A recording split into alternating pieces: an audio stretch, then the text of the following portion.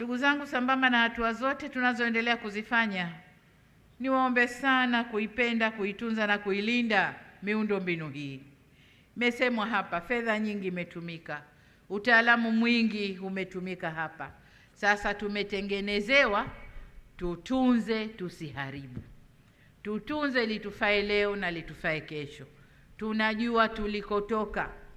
Tulikuwa na shida kubwa ya maji, leo tumepata ufumbuzi wa maji. Tutunze miundombinu hii na tuwe walinzi sisi wenyewe kwa wenyewe, tulindane kuto kuharibu miundombinu hii. Ninapohitimisha hotuba yangu,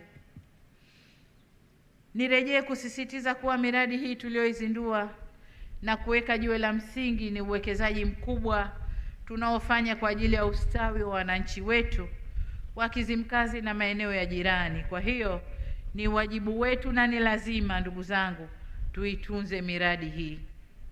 Kama tunavyotunza macho yetu, tuitunze miradi hii.